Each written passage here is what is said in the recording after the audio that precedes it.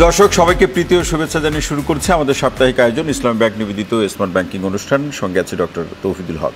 দর্শক, সময়ের সাথে বদল হয়ে ব্যাংকিং ব্যবস্থার প্রতি বা ব্যাংকের প্রতি মানুষের প্রত্যাশা এবং প্রাপ্তির জায়গাতে নতুন করে আমরা বেশ কিছু পরিবর্তন লক্ষ্য করছি। এটা শুধু বাংলাদেশের প্রেক্ষাপটে নয়, বৈশ্বিকভাবে ব্যাংকের কাছে মানুষের যে প্রত্যাশা সেটি সময়ের প্রেক্ষাপটে পরিবর্তন হয়েছে।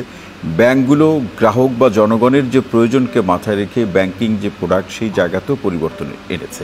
আমরা যদি বাংলাদেশের ব্যাংকগুলো কাউকে ছোট বা বড় করে আমরা বলছি না, ইসলামী ব্যাংক শুরু থেকেই তার একেবারে সূচনা লগ্ন থেকে গ্রাহকের যে প্রত্যাশা সেই জায়গাটিকে মাথায় রেখে চিন্তায় রেখে বিভিন্ন ধরনের প্রোডাক্ট তৈরি করে শুরু থেকেই সে কিন্তু এক গ্রাহকের আস্থার জায়গায় আছে এবং এই জায়গাটি ক্রমান্বয়ে বাড়ছে।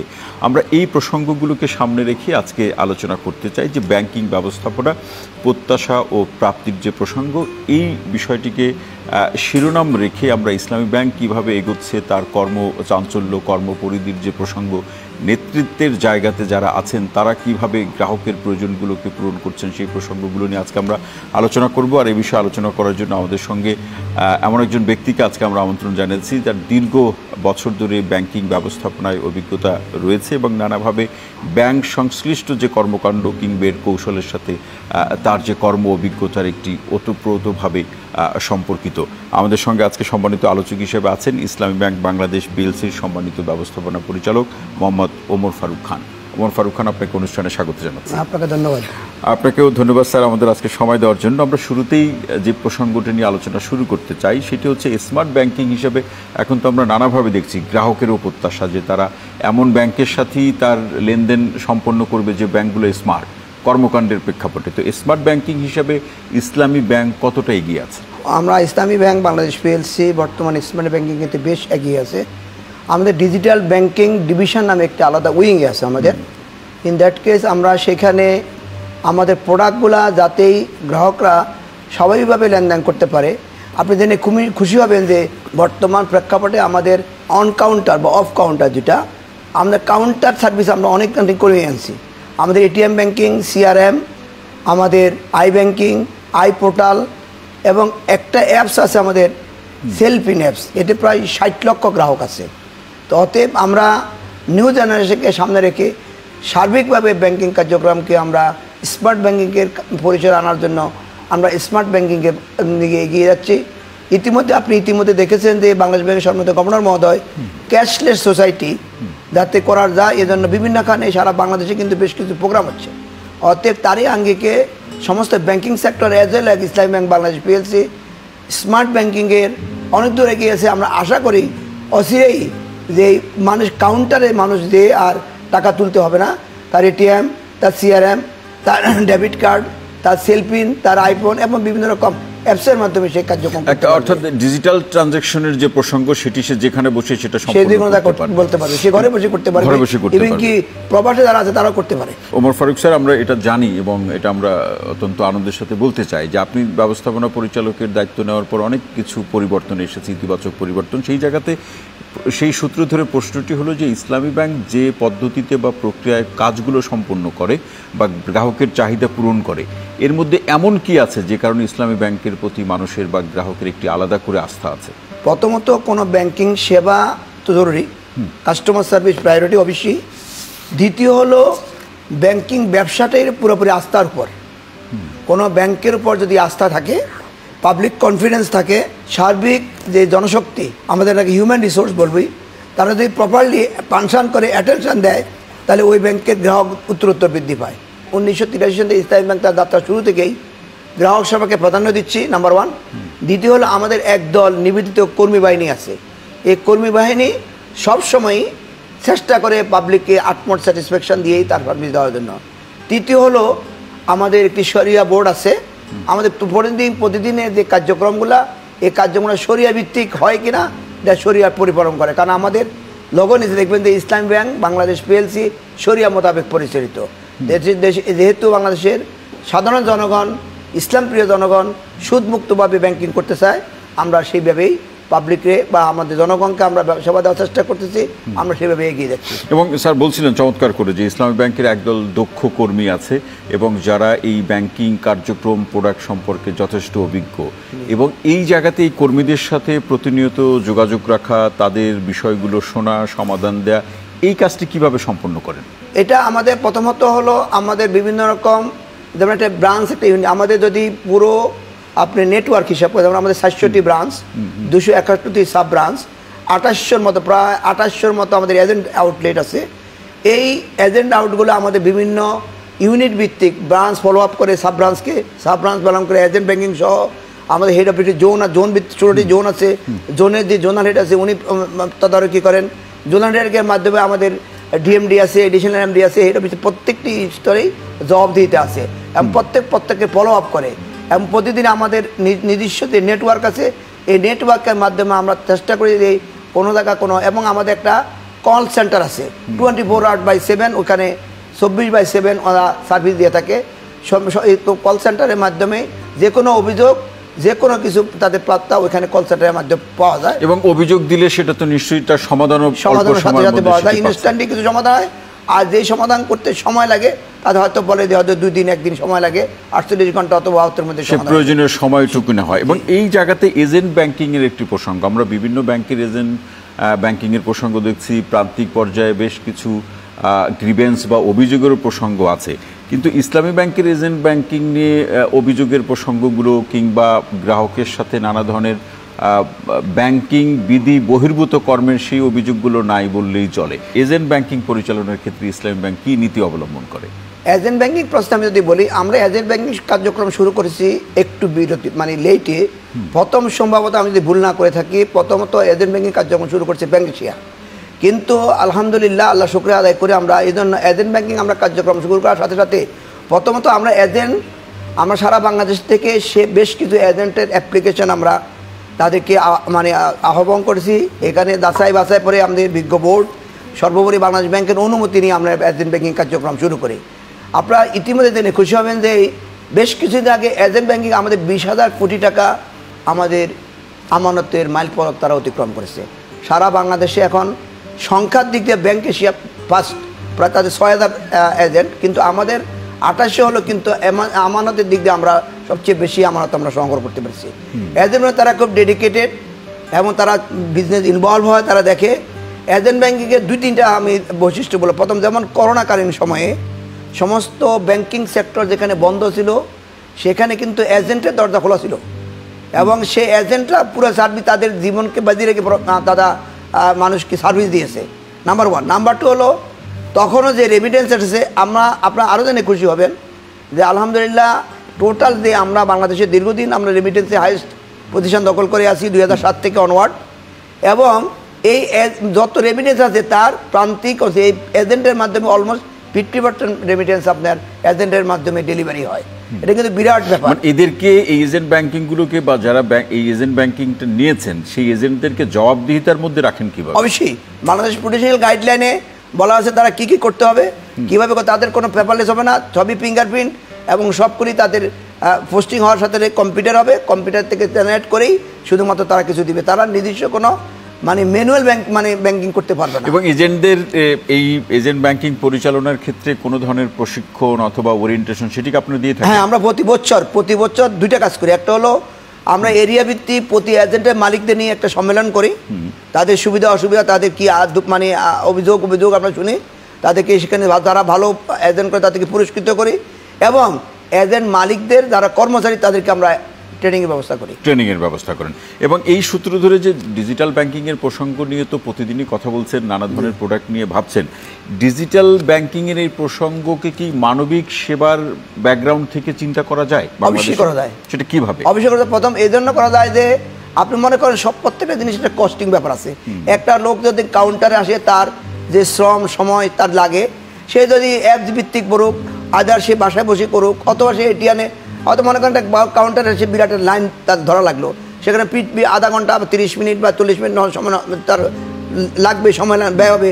কিন্তু সে যদি মানে আপনার ডিজিটাল ব্যাংকিং করে, সে এটিএমে বুঝতে গেলেও সময় টাকা নিয়ে আসলো, সে অ্যাপ ভিজিট করতে সাথে সাথে কাউকে টাকা পাঠাইলো, সে বলে টাকা হলো, এবং বিদেশ থেকে সেই সুন্দর সে একটা অ্যাকাউন্ট খুলতে পারলো, তবে এটা 100% মানবিক ব্যাংকিং আমি মনে করি এটা। সেটা এই প্রসঙ্গ সূত্র ধরে আপনি সেটাকে মানবিক ব্যাংকিং প্রসঙ্গর জায়গাটি বলছেন। আরেকটা হচ্ছে যে এই ডলার ক্রাইসিস কিংবা ব্যাংকগুলোর ক্ষেত্রে তো নানা ধরনের অব্যবস্থাপনার একটা চিত্র আমরা প্রতিনিয়ত গণমাধ্যমে লক্ষ্য করছি। এলসি খোলা কোনো ব্যাংকে সেটা করতে পারছে না, এই ধরনের নানা ধরনের অভিযোগ এখন আমরা ব্যবসায়ীদের কাছ থেকে গণমাধ্যমে সেটা প্রতিদিন আমরা খবর পাই। ইসলামী ব্যাংকে এলসি খোলা কিংবা আমদানি রপ্তানির প্রসঙ্গগুলো কিভাবে সম্পাদন করছে? আমাদের আমদানি রপ্তানি এবং আমাদের যে রেমিটেন্স, আমরা জানি যে বাংলাদেশ দুইটা আরের উপর নির্ভরশীল, একটা হলো রেমিটেন্স আর একটা রেডিমেড গার্মেন্টস, এবং এই দুইটাতে ইসলামী ব্যাংক পাইওনিয়ার। ইসলামী ব্যাংকে এখন বর্তমানে এলসি খোলার ক্ষেত্রে এবং এক্সপোর্ট ক্ষেত্রে কোনো আপনার সমস্যা হচ্ছে না, এবং রীতি সুন্দর করে আমরা প্রত্যেকটা এসটি সুন্দরভাবে সেটেলমেন্ট করতে পারতেছি। হ্যাঁ, আপনি যদি একটু পিছনে যান, 2024-এর 5ই আগস্টের পরপর আপনি জানেন কান্ট্রি অ্যাজ এ হোল কিছু নন পেমেন্ট ইস্যু ছিল, non payment delay payment issue ছিল, এবং আমরা জানি কিছু জাতীয় পর্যায়েও কিছু পেমেন্টের সমস্যা ছিল। সেটা কিন্তু অতি অল্প সময়ে সেন্ট্রাল ব্যাংকের মানে খুব দৃঢ় ভূমিকা এবং রেমিটেন্সকে আমরা প্রায়োরিটি দিয়ে অল্প সময়ের মধ্যে কিন্তু এই পেমেন্টটা সেটেল হয়ে গেছে। এবং ইসলামী ব্যাংক রেমিটেন্সের দিক দিয়ে সবসময় পাইওনিয়ার ছিল, স্টিল পাইওনিয়ার। আমি একটু স্ট্যাটিস্টিক দিয়ে বলি, যেমন জুলাই মাসে আমরা $531 মিলিয়ন আমরা পেয়েছি, অগাস্ট মাসে পেয়েছি $556 মিলিয়ন, $556 মিলিয়ন, এবং সেপ্টেম্বর মাসে পেয়েছি আমরা $721 মিলিয়ন, এবং আশা করি অক্টোবর মাসেও আমরা 600 মিলিয়নের উপরে ডলার যাবে। আমরা এর মাধ্যমে বিরাট অংশ, এর মধ্যে 50% যা রেমিটেন্স আমরা অ্যাচিভ করি, এর 50% আমরা ইনপুট সেটেলমেন্টে যায়, আর বাকি 50% আমরা ইন্টারনালি বিভিন্ন ব্যাংক অথবা সেন্ট্রাল ব্যাংকে আমরা সেল করি। তো অতএব রেমিটেন্স, ইনপুট সেটেলমেন্ট এবং এক্সপোর্ট ফ্যাসিলিটির ক্ষেত্রে আমাদের কোনো বাধা হচ্ছে না। এবং ওভারঅল মার্কেট বর্তমানে আমি যদি ব্যাংকিং এরিনা অথবা ব্যাংকিং ইন্ডাস্ট্রির কথা বলেন, এখন কিন্তু কোনো ক্রাইসিস নাই। কোনো ব্যাংকের ক্ষেত্রে শোনা যায়, সেটা ইসলামী ব্যাংকের ক্ষেত্রে শোনা যায় না। তবে সেন্ট্রাল ব্যাংকের খুব ভালো এখন রোল আছে, তারা মোটামুটি দেখে ইন্টারনাল মার্কেট এখন মোটামুটি স্টেবল এবং ডিলে পেমেন্ট নন পেমেন্ট নাই বললেই চলে। এটা মোটামুটি একটা ভালো কার্যক্রম চলছে ইন্টারনাল বিজনেসের ক্ষেত্রে। এই আলোচনার সূত্র ধরে এটা একটু শুনতে চাই স্যার, সেটি হচ্ছে যে আমাদের সকল মানুষ কিন্তু লেনদেনের জন্য সবাইকে ব্যাংকের প্রপার চ্যানেলে এখন পর্যন্ত অন্তর্ভুক্ত করা সম্ভব হয় না। আপনার কর্মের অভিজ্ঞতার সূত্র ধরে শুনতে চাই, এর পিছনের কারণটা কি? আমরা যখন ব্যাংকিং শুরু করেছিলাম তখন মনে করেন একটা বিরাট অংশ কিন্তু যেটা আপনি বলছেন, আপনি ব্যাংকিং সেবার বাইরে ছিল, যেটাকে পরবর্তীতে financial inclusion, Bangladesh bank financial ইনক্লুশনের মধ্যে যেমন পারমার্সের অ্যাকাউন্ট খোলো, তারপরে নন আনব্যাংক পিপলকে ব্যাংকিং সেক্টরে নিয়ে আসো, তারপরে এটিএম বুথ দাও, agent banking, booth banking, sub branch, এই সমস্ত কার্যক্রমের মাধ্যমে কি বিরাট একটা অংশ। তারপরে আপনার মনে করেন অ্যাপ ভিত্তিক যে এমএফএস কিন্তু ভালো একটা ভূমিকা রেখেছে, যেমন সরকারের কোনো ফি অথবা যে কোনো কার্য আপনি কারোর কাছে টাকা পাঠাবেন, অথবা আমাদের যেমন এমক্যাশ আছে, বিকাশ মাধ্যম আছে, এতে পুরো মানুষ কিন্তু মানে বাংলাদেশের একটা বিরাট জনগোষ্ঠী, অলমোস্ট মনে করেন 90% জনগোষ্ঠী কিন্তু এখন কোনো না কোনোভাবে ব্যাংকিং কার্যক্রমের সাথে জড়িত হয়ে গেছে। এটা অ্যাপ ভিত্তিক হোক, এমএফএস এর মাধ্যমে কোনো প্রক্রিয়ার মাধ্যমে। কৃষি, যেমন কৃষি বাংলাদেশ ব্যাংক বলছে তুমি কৃষি কাজে 10 টাকা দিয়ে অ্যাকাউন্ট করো, তারপরে মনে করেন একটা সরকারি ফি পেমেন্ট দেওয়া হবে, ভিত্তি বা অন্য কিছু আমাদের এমএফএস এর মাধ্যমে পেমেন্ট দেওয়া হবে।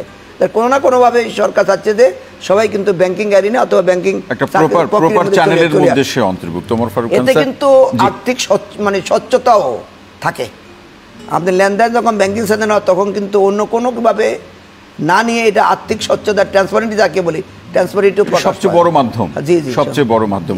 ওমর ফারুক খান স্যার, অসংখ্য ধন্যবাদ। আমরা আপনার অভিজ্ঞতার আলোকে যারা ব্যাংকিং ক্যারিয়ার গড়তে চান তাদের করণীয় কি?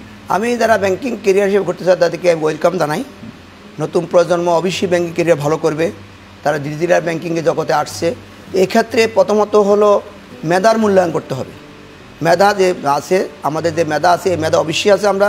আমরা মেধাকে একটু ভালোভাবে কাজে লাগাবো এবং সমসাময়িক যে অবস্থার উপর আমরা আপডেট থাকব। দ্বিতীয়ত হলো ফিনান্সিয়াল যে কোন সাইডে যাচ্ছে সেটা আমি দেখব। তো নতুন প্রজন্ম ব্যাংকিং খেলার ক্ষেত্রে আমি ব্যক্তিগতভাবে যদি আমাকে প্রশ্ন করেন তাহলে আমি বলবো ব্যাংকিং সেক্টরটা অথবা ব্যাংকিং চাকরিটা একটু লেবোরিয়াস। মনে করেন সকাল সেই 9টায় আমরা আবার 10টায় ঢুকে কখন বের হই তার কোনো ঠিক ঠিকানা নেই। আমরা কখনো রাত 9টা, কখনো 9:30, কখনো 10টা, এটা একটু লম্বা সময় লাগে। প্রথম আমাদের নিজেদের কাছেও খারাপ লাগতো, কিন্তু এখন অভ্যস্ত হয়ে গেছি। তো আমি নতুন প্রজন্ম ওয়েলকাম, কারণ আসলেই খুবই ট্রান্সপারেন্সি, স্বচ্ছতা, এবং যদি মানুষকে সেবামূলক কোনো, আমরা যদি অনেকে ডাক্তার বা অন্যান্য সেবাকে, আমি মনে করি ব্যাংকিং সেক্টরে ঢুকে একজন লোককে যদি আমি 5 মিনিট 10 মিনিট হাসি মুখে আমি বিদায় দিতে পারি, এটার ভালো সেবা। সে তাকে হাসি মুখে কথা বলে এবং কাস্টমারের সাথে একটা পাবলিকলি বন্ডিং, বিরাট ব্যাপার, একটা হৃদ্যতার সম্পর্ক গড়ে ওঠে। ইন দ্যাট কেস আমি নতুন প্রজন্ম যারা আসছেন তাদেরকে বলবো তারা ওয়েলকাম, এবং তারা যদি এটাকে চ্যালেঞ্জ হিসাবে নেয়, কেরিয়ার হিসেবে নেয়, আমি মনে করি ভবিষ্যৎ প্রজন্ম এটাতে ভালো করবে। এবং বাংলাদেশে যে ইন্ডাস্ট্রিয়াল সেক্টর আছে এটা ভালো করতেছে, যদিও মনে করেন একটু বিগত রেজিমের সময় কিছু একটু সেটব্যাক ছিল, দ্যাট ইজ ট্রু, কিন্তু মিনওয়াইল কিন্তু বর্তমান ইন্টারিম গভর্নমেন্ট তার সার্বিক কার্যক্রমের মধ্যে ব্যাংকিং সেক্টরকে একটা শৃঙ্খলার মধ্যে ফিরিয়ে আনতে চায়। যতটুকু হোঁচট খেয়েছিল সেটা কাটিয়ে ওঠা চেষ্টা করছে, এবং অনেকটাই সেটা কাটিয়ে ওঠা সম্ভব হয়েছে।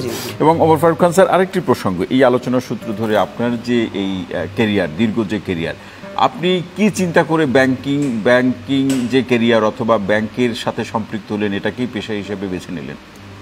আমি আসলে ব্যাংকিং ক্যারিয়ারকে পেশা নিয়েছি তখন, এটা আমার জয়েনিং হলো 1986 সনে, সে লম্বা সময়ে। আমি তখন চিন্তা করলাম একটি সুদমুক্ত ব্যাংকিং ব্যবস্থার মধ্যে জড়িত আছি। ইসলামী ব্যাংক বাংলাদেশ পিএলসি প্রথম সুদমুক্ত এশিয়ার, দক্ষিণ এশিয়ার প্রথম সুদমুক্ত ইসলামী ব্যাংক, এবং এখানকার আমি মনে করি যে প্রত্যেকটা রুজি হালাল। তো এখানে হালাল একটা কর্মসংস্থানের ব্যবস্থা আছে, এই জন্য ইসলামী ব্যাংক বাংলাদেশ পিএলসিতে আমি যোগদান করি 1986 সনে। সেই লম্বা কেরিয়ার পার হয়ে আলহামদুলিল্লাহ এখন আমি সর্বোচ্চ পদে আছি, এই জন্য আমি আল্লাহ শুকরিয়া আদায় করি। এবং এর মাধ্যমে আমি অনেক গ্রাহকের দোয়া পেয়েছি, আমাদের সহকর্মীদের দোয়া পেয়েছি, সাপোর্ট পেয়েছি। আমাদের বর্তমান 20 থেকে 21,000 যে হিউম্যান রিসোর্স, এরা প্লাস মনে করেন আমাদের 2.5 কোটি গ্রাহক, বর্তমানে 2,50,00,000 গ্রাহক ইসলামী বাংলাদেশ বাংলাদেশ ব্যাংক পিএলসিতে ওনার অ্যাকাউন্ট মেনটেন করে। আমাদের ডিপোজিটের পরিমাণ বর্তমানে প্রায় 1,80,000 কোটি টাকা। আপনি জেনে খুশি হবেন যে এই বছর এত কনস্ট্যান্ট সত্ত্বেও 2025-এ আমাদের এই বছর প্রায় 19,000 কোটি টাকা আমরা ডিপোজিট বেড়েছে। 2024-এর অগাস্টের পর থেকে আমরা সাময়িকভাবে কিছু সমস্যা ছিলাম, কিন্তু এরপর থেকে আমরা সমস্যা ফেস করি নাই। আলহামদুলিল্লাহ আমরা পাবলিককে কমপ্লিটলি সাপোর্ট দিচ্ছি, পাবলিক আমাদেরকে সাপোর্ট দিচ্ছে। ইসলামী ব্যাংকিং তারা মনে করে যে আমরা হালাল উপায়ে সুদমুক্তভাবে ইসলামী ব্যাংকিং তাদেরকে সেবা দিচ্ছি, এবং আমাদের পাবলিকরা খুশি। আমিও মনে করি যে ইসলামী ব্যাংকিং এর সাথে আমি জড়িত হয়ে নিজকে আমি ধন্য মনে করি। সেবা দিতে পেরেও, আপনার নেতৃত্বে সেবা দিতে পেরেও আমিও এই প্রক্রিয়ার সাথে আপনি আনন্দ বোধ করছেন। এবং ওমর ফারুক খান স্যার, আরেকটি প্রসঙ্গ, এটি শুধু ইসলামী ব্যাংক কেন্দ্রিক নয়, ওভারঅল বাংলাদেশের ব্যাংকিং প্রক্রিয়ার সাথে বা ব্যবস্থাপনার সাথে সামগ্রিকভাবে জড়িত। প্রথম হচ্ছে যে যারা বিভিন্ন ব্যাংকে বিভিন্ন পদে কর্মরত আছেন, তারা সবাই তো এগিয়ে যেতে চান, সর্বোচ্চ পদে অধিষ্ঠিত হতে চান। এই যারা কর্মরত আছেন তাদের জন্য 3টা বৈশিষ্ট্য বা গুণের কথা বলেন, যে গুণগুলো থাকলে বা চর্চা করলে সে সর্বোচ্চ পদের দিকে ধাবিত হতে পারবে। আমি প্রথমত বলবো পেশাগত জ্ঞান থাকতে হবে, দ্বিতীয় হলো ওনাকে অবশ্যই সমসাময়িক অর্থনীতি যে বিষয়ে বাংলাদেশ ব্যাংকে যে সমস্ত বিষয় হবে, তৃতীয় হতে পরিশ্রম হতে হবে, দ্বিতীয়ত ডেডিকেশন থাকতে হবে। এই 3টে থাকতেই হবে, এটা থাকতে হবে, এবং এটা দীর্ঘ সময় ধরে এটাকে একইভাবে চর্চা করতে হবে। চর্চা করলে আপনি মেধা মূল্যায়ন করেন, আপনি যদি কনস্ট্যান্টলি পরিশ্রম করেন। কারণ আমার সম্মানিত বাবা উনি বলতেন 2টা জিনিসের কখনো বিকল্প হয় না, একটা পরিশ্রম, একটা অভিজ্ঞতা। এই 2টা যদি আপনি কন্টিনিউ করেন, দেখবেন যে আপনার এক সময় আপনার প্রসেসটা, সাময়িকভাবে ব্যাংকিং সেক্টরে কিন্তু অনেক ছড়াই উত্তরায় আছে, কিন্তু আপনি যদি মেধা ধারণ করেন, আপনি যদি যোগ্যতার পরিচয় দেন, আপনার মূল্যায়ন এক সময় হবেই। আপনার ডেডিকেশন, ডিভোশন কখনো বৃথা যাবে না। ব্যাংকিং খাতে সুশাসন, এটি মনে হচ্ছে যে একেবারে সোনার হরিণের মতো এরকম একটা প্রসঙ্গ, নানাভাবে আলোচনা হয়, এই মনে হয় তৈরি হলেও আবার কিছুদিন পরে মনে হচ্ছে আমরা পিছিয়ে যাচ্ছি। আপনার অভিজ্ঞতা কি মনে হয় যে কোন বিষয়গুলোকে সরকার বা রাষ্ট্রীয় পর্যায় থেকে বা বাংলাদেশ ব্যাংকের পক্ষ থেকে অধিকতর গুরুত্ব দিলে ব্যাংকিং খাতে সুশাসন নিশ্চিত করা সম্ভব? ব্যাংকিং খাতে সুশাসন ছিল, কিন্তু আমরা দুঃখের সহিত বলতে হবে যে বিগত রেজিমে আমরা কিন্তু এই সুশাসনটা আমরা হারিয়ে ফেলছি। এই ক্ষেত্রে আমার অভিজ্ঞতা হলো যেখানে কর্পোরেট গভর্নেন্স নেই, জবাবদিহিতে নেই, সেখানে কিন্তু সমস্যা হয়েছে। মনে করেন বিজ্ঞ বোর্ড, ম্যানেজমেন্ট এবং সেন্ট্রাল ব্যাংক, 3টে যদি অ্যালাইনমেন্ট কাজ করে, আমি সেন্ট্রাল ব্যাংক আমাকে পলিসি মেক দিচ্ছে অথবা গাইডলাইন দিচ্ছে, this is the your rule, এর বাইরে তুমি যেতে পারবে না। বিজ্ঞ বোর্ড আমাকে পলিসি মেকিং পলিসি দিচ্ছে, আমি ম্যানেজমেন্ট হিসেবে এক্সিকিউশন করব। আর আমি মনে করবো যে ম্যানেজমেন্ট, বিজ্ঞ board as well as central bank তিনটে যদি অ্যালাইনলি কাজ করে, সুন্দরভাবে কাজ করে এবং কোনো রকম কোনো অস্বচ্ছভাবে না থাকে, দেখবেন যে তাহলে এই সুশাসন প্রতিষ্ঠিত হয়। যেখানে এক আঙ্গুল বা এক ব্যক্তির ইশারা আঙ্গুলে সমস্যা হয়, সেখানে কিন্তু বিগত আপনি একটু দেখলে বিগত দিনগুলোতে সমস্যা ওইখানে হয়েছে। কিন্তু এখানে সুশাসন ছিল, কর্পোরেট গভর্নেন্স ছিল, সেখানে ভালো ভালো বেশ কিছু ব্যাংক ইতিমধ্যে দেখবেন যে মনে হয় 10টা ব্যাংকের কথা আসছে, তারা কিন্তু ভালো করছে। যেখানে সুশাসন অভাব অথবা কর্পোরেট গভর্নেন্স আছে, সেখানে সমস্যা। অর্থাৎ আপনি মনে করেন যে আসলে ব্যাংক সেই প্রতিষ্ঠান যেটি এক ব্যক্তির নির্দেশে অথবা সিদ্ধান্তে চলতে পারে না, চললে সেটা ভুল করবে, হোঁচট খাবেই। আমরা একেবারে শেষের দিকে যারা গ্রাহক আছেন, গ্রাহকদের উদ্দেশ্যে কি বলবেন ছোট্ট করে? বাংলাদেশের গ্রাহকরা ব্যাংকিং উপরে আস্থা রাখা অবশ্যই প্রয়োজন, এবং এই গ্রাহক অবশ্যই বাংলাদেশে কোনো এখন যে অত্যন্ত সাময়িকভাবে ক্রাইসিস আছে, যেমন আপনি রিসেন্টলি 5টি ব্যাংক মার্জ হচ্ছে, আমাদের মাননীয় গভর্নর মহোদয় বলছে যে কোনো গ্রাহকের টাকা কিন্তু মানে মিস হবে না, প্রত্যেকেই টাকা পাবে। অর্থাৎ ধৈর্য ধারণ করতে হবে। মানে অনেক সময় আমাদের গ্রাহকরা, আমি খুব বিনীতভাবে বলবো, কিছু প্যানিক ক্রিয়েট হয় যে অমুক ব্যাংক মতো বন্ধ হয়ে গেছে, অমুক বন্ধ টাকা পাওয়া যাবে না। টাকা ঠিকই পাওয়া যায়, কিন্তু এ পর্যন্ত কোনো টাকাই ওনাদের মিস যাবে না। হ্যাঁ, সাময়িক অত সমস্যা হবে। আমি দৃঢ়তার সাথে বলি, দীর্ঘ ব্যাংকিং অভিজ্ঞতা থেকে, যে কোনো গ্রাহককে পুরোপুরি আস্থা রাখতে হবে ব্যাংকের উপরে। গুজবে কান দিবেন না, কোনো রিউমারে কান দিবেন না। আপনারা দেখেন, শুনেন এবং আপনি কাজ করেন, দেখবেন যে আপনার আমানত 100% সুরক্ষিত। এবং সেন্ট্রাল ব্যাংক যেখানে আপনি কমিটমেন্ট করছে, অতি আপনার টাকা কোথাও বিতে যাবে না। আমরাও সেটা প্রত্যাশা করি। মোহাম্মদ ওমর ফারুক খান স্যার, আপনাকে অসংখ্য ধন্যবাদ আজকের আলোচনা আমাদের সময় দেওয়ার জন্য। Thank you. প্রিয় দর্শক, আজকের মতো ইসলাম ব্যাংক নিবেদিত স্মার্ট ব্যাংকিং অনুষ্ঠানটি এখানেই শেষ করছি। সবাই ভালো থাকুন, সুস্থ থাকুন, নিরাপদে থাকুন। সঙ্গে থাকার জন্য অসংখ্য ধন্যবাদ।